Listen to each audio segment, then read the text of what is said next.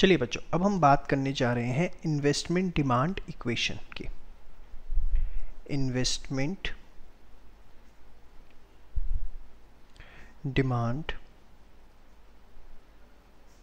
Equation.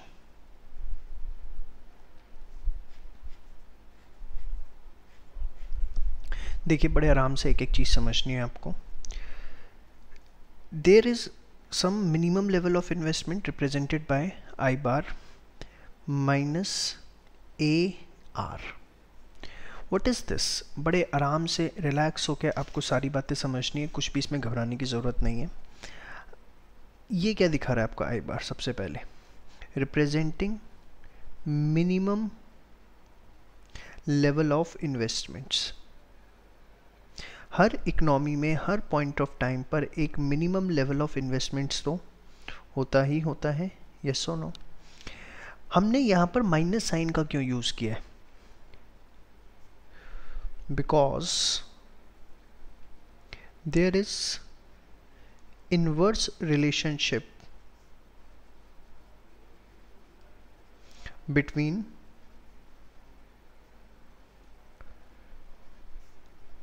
Interest rate and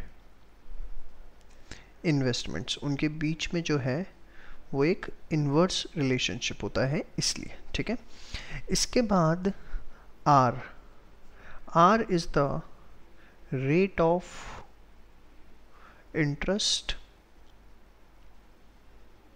and you can say it's a cost of capital. And what is this A? बताओ चलो। A is the slope of equation।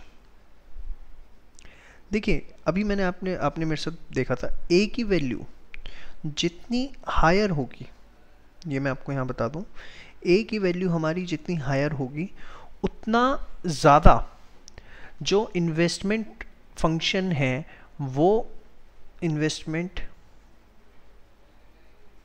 Function will be responsive, या more responsive लिखता हूँ,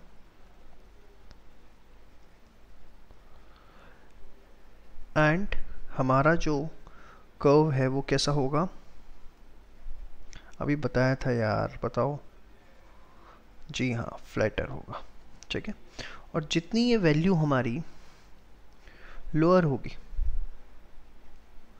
उतना investment function will be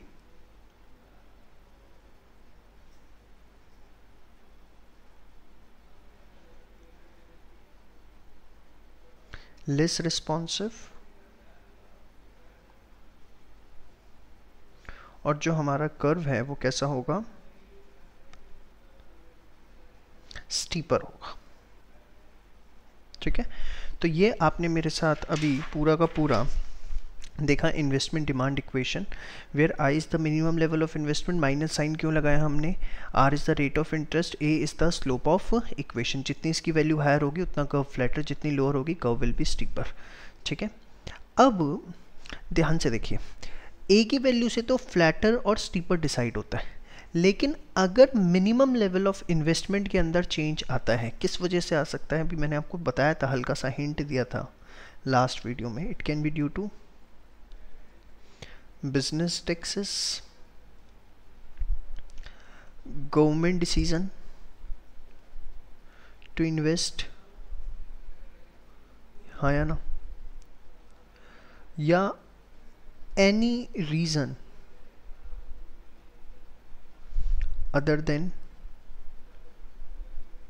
rate of interest। तो अगर किसी भी तरीके से मिनिमम लेवल ऑफ इन्वेस्टमेंट के अंदर चेंज आता है तो वहाँ पर जो कर्व है वो स्लोप पे फर्क नहीं पड़ेगा, वो स्टीपर या फ्लैटर नहीं होगा, वहाँ पर there will be shift in investment curve. देखो, मैं जानबूझ के इतना आराम से पढ़ा रहा हूँ आपको, क्योंकि जितनी चीज़ें आसान दिखती हैं होती नहीं है। आपने हल्का सा कहीं इसे तेज किया नहीं और वो टॉपिक आपके दिमाग से गया नहीं। बड़े आराम से रिलैक्स होके पढ़ो, कोई जल्दी नहीं, 5 मिनट फालतू लग जाएंगे। समझ में आई बात? फेसबुक पे भी तो बैठे रहते हो पूरे दिन, हैं? चलो कुछ नहीं होता। तो ये आपने देखा इन्वेस्टमेंट डिमांड इक्वेशन के बारे में सारी की सारी चीज़ें, ठीक है। अब हम पूरा इन्वेस्टमेंट डिमांड इक्वेशन अपना अच्छे से समझ चुके हैं। अब हम बात करने जा रहे हैं अपनी किसके ऊपर, आईएस कर्व के ऊपर, कि आईएस कर्व कैसे बनेगा। आपने मेरे साथ पूरा का पूरा अभी तक देख लिया, कहाँ गया भाई,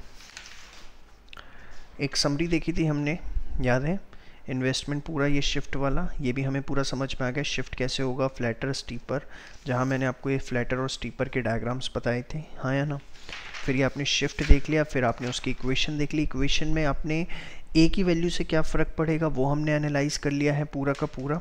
ये आपको इसमें किसी भी तरह की कोई दिक्कत नहीं होनी चाहिए, this is the most important part, आगे जाके हमारे बहुत काम आएगा ये, ठीक है।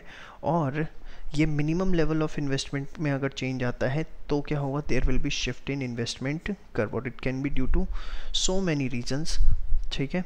Means it can be anything due to other than the rate of interest. समझ में आया? चलिए अब नेक्स्ट पार्ट के अंदर मैं आपसे बात करने जा रहा हूँ किसके ऊपर, जी हाँ, आईएस कर्व के ऊपर। Thank you so much.